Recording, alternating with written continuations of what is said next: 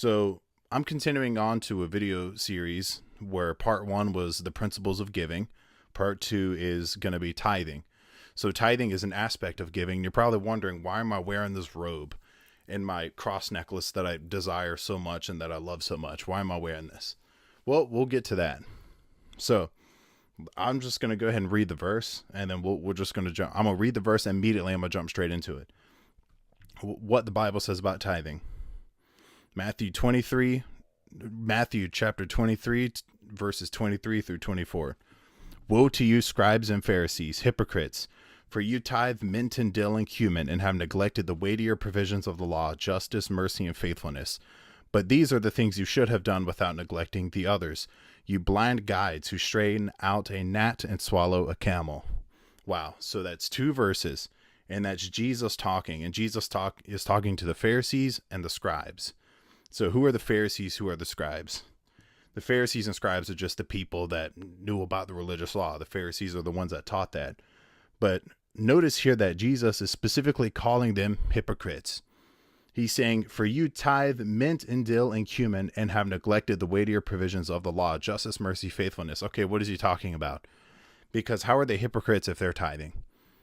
Right? And how does this tell you if you need to tithe? So the short answer, should you tithe? Yes, if you feel inclined to do so, yes. That's the short answer. Boom, you don't even have to watch the rest of the video. Yes, if you want to. However, let me get into the heart of tithing, because that's what matters the most. Not if you do the action, and what matters is how you are. And you know. So how are they being hypocrites? How are they being hypocrites? They're being hypocrites because on one end, they're tithing small things like mint, dill, and cumin. And this is so important because tithes back then in Jesus's time were going to the temple. So they would bring the tithes to the temple, and there were three things: oil, grain, grain and wine. These were the three big things that you would tithe back then. So these were the tithes. So today it's like money, but then it was those three things. You bring it to the temple, and what does the temple do? The temple takes it and it distributes it. And I believe to the Levites, which were another tribe. So one of the 12 tribes of Israel, and these were like the religious people. So you give it to them to help them do their work, because they weren't like officially a tribe. They were like a priestly tribe. So what Jesus is saying is that the Pharisees are in the corner going like this. You see, I got my robe on. I'm trying to be, crazy. There's, and they're out in the corners going, oh, like praying and, all that kind of stuff. And they're wearing the attire. That's why I got this robe on. Like, you know what I'm saying? And so Jesus is saying, like,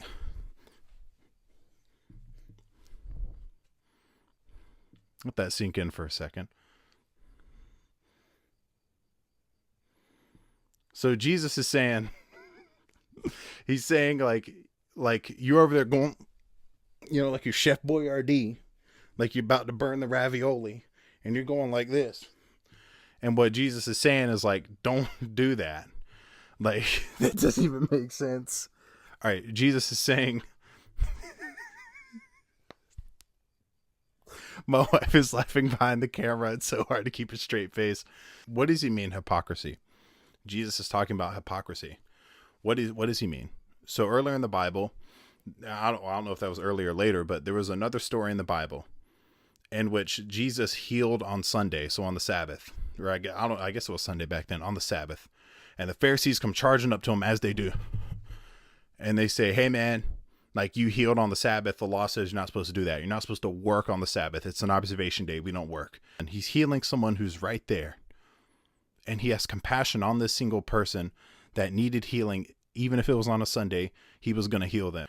And he believes that this person, that person needs healing, and he came to give them healing. And the Pharisees are coming out, you know what I mean? Like, you're supposed to do the right thing, and you're not supposed, observe the Sabbath. And these people are so focused on the law, and they're so focused on, the law, that they forget that was a person that needed love and needed healing. They forgot that. And that's the beautiful thing I'm trying to show you. And that's what Jesus is saying. That's why they're hypocrites. So in that verse, when it says you strain out a gnat and swallow a camel, what he's saying is you are so faithful to tithe mint, dill, and cumin. And those aren't even things that you're supposed to tithe. So the Pharisees are like, look how cool we are. we're tithing grain, oil, and wine. And they're over there tithing those things. And they're tithing the other three things like mint, dill, and cumin. Jesus is like, these things are like this big. But you not loving other people, that's this big. You can't even see it on camera. That's how big it is. Like, it's so big. And that's what matters. And so essentially, when you give, if you want, okay, so what was I going to say? Oh, I want to clarify something. When Jesus says strain out a gnat, what is he talking about? He's talking about straining out a gnat. And this is historical context. So back then when they made drinks, like if it was a juice or water or something, gnats would get stuck in their drinks. So they would strain out the gnat because they don't want to swallow the gnat. But Jesus is saying, but you swallow a camel, which is like the dirtiest animal you could eat at that time. And I don't even know if people ate the camel because that's how dirty it was, but it's dirty. You know what I mean? It's got sand on it. You know what I mean? And I believe it has a split hoof. Like the Bible is talking about, don't even eat that. So it's kind of like Jesus is essentially saying, like, you're so careful not to eat a sesame seed, but you'll eat like, a cow brain or something. You know what I mean? Something that's obvious, like you don't eat that. You know what I mean? So that's essentially what he's trying to tell them. And yeah, it's just an analogy to point out their hypocrisy. But should you tithe? In that single verse, it tells you if you should tithe or not. And I'm going to take this off. This is very hot, but it tells you if you should tithe or not. Because Jesus says you should tithe without neglecting the weightier provisions of the law, justice, mercy, faithfulness. So what does that mean? I'm knocking stuff over. Jesus is saying, yes, you should tithe. However, don't be a hypocrite. Don't be a scoundrel. Don't be a scallywag. He's saying, don't be a hypocrite. Don't be like that. If you're going to tithe, do it right. And if you're going to tithe, do it with love in your heart, right? Do it because you love God, because you love people. And so Jesus, notice how he doesn't say, don't tithe. He's not like, don't tithe if you're not going to, he literally says, do the tithe and do the other spiritual thing too. Like uphold your other spiritual responsibilities, essentially what he's saying. So let's think about this. Where did tithes go? Tithes went to the temple, right? As I stated, tithes went to the temple. So Jesus, if you're wondering, where do I tithe? The temple, church. Or you can do an outreach mission. I believe, and this is something that I didn't know. I thought going into this, only the church, but actually you can probably go to an outreach mission too. If you don't go to a church, then do a Christian outreach mission because they pretty much do the same thing. You know what I mean? They're spreading the gospel and helping people. And that's all that tithes are meant for. Because remember, the tithes would collect in the temple and they would be distributed to people. And nowadays, where does your tithe money go? If you bring it to a church, they bring it to people. So obviously, when the church takes a portion of that money because they want to pay the bills in the church. What you're looking for is a church that values people over money. That's what matters. Connecting it to the video that I made a few days ago, how is this different than what Paul is saying? Paul is saying, give generously according to what you have, not what you don't have, and do it by way of equality. So how is this different? Paul is saying, have the willingness to desire to give. You give because you want to give, because you have the willingness to desire to give to your brother. And well, not to your brother, but to the church. You have the willingness to desire. And Jesus is saying, if you're going to tithe, do it and uphold these other things also, which is a strong indicator of somebody who has a good heart for Jesus. So what Jesus is saying is, well, don't even give if you don't love people. I mean, that's sort of how I interpret it, but he doesn't say don't give, right? But he criticized them. So I would make a bold statement and say, if you're not going to love people, if you're not going to do the other things you should do, like loving people and showing justice, mercy, and faithfulness, don't even do anything. Don't even give, because you know what? It's not worth it. Like, he doesn't want that from you. I believe Revelations 3:16. And it basically says, God does not like someone who is neither cold or hot. So if you're lukewarm, he doesn't want you. Like God would rather you be cold or hot. So what God is saying here is, or what Jesus is saying, I guess, because you remember, he and the Father are one, so they say the same things. And I think what Jesus is saying is, you either do or you don't. So you either follow everything or you don't follow everything. Don't sit snugly in the middle. That's not where you need to be. You're either all in or you're all out. That's pretty much what it is. And that's kind of what I believe. Now, I think if you don't even, I think if you want to give, that's great, but look at your own heart first before, because that makes that worthless. Like, what's the point in me giving, $100 to someone and I'm mean as a bat? You know what I mean? Like, no one's going to like me. They'll have resentment for what I give them because they're going to be like, oh, well, he's mean, but I need the money. It's not right. Yeah, it's not right. But, yeah, that's the basic concept. And if you want to know how God treats givers, look at the story in Kings. I believe it was, I can't remember the exact Bible verse, but I'll pop it up on the screen. And what I'm going to do, I'm not going to read it to you, but I'll have it in a couple screens so you can pause it and read the story. So I'll have it there for you.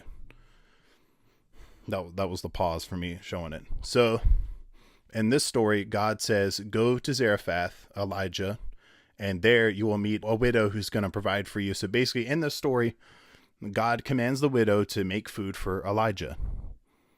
And she does. But that was the only food, and that was only flour and oil. Flour is made from grain, and oil is obviously, they're both things that you would tithe. But she gives the rest of what she has to Elijah to make him a cake so he can eat. And she says, because Elijah walks up to her and says, like, what are you doing, basically? And she says, well, I'm going to make one last cake for me and my son, so we will eat it and we'll die. And he says, make that for me, you will not die. How does God treat a giver? Well, that ends by saying their vat of oil was not used up. So there was a famine. It says through the entire famine, it was not used up. That's how God treats givers. That's how he respects and loves givers. You have this whole verse where Jesus is talking about, woe to the Pharisees, you're so hypocrites. He doesn't like hypocrites. He hates it when people are lukewarm, right? He hates it. God hates it. It says he vomits them out of his mouth in Revelations 3:16. He vomits them. I think it was 3:16. I'll correct myself. He vomits them.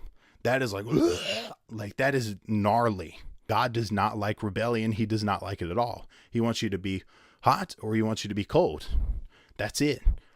So he don't want no lukewarm.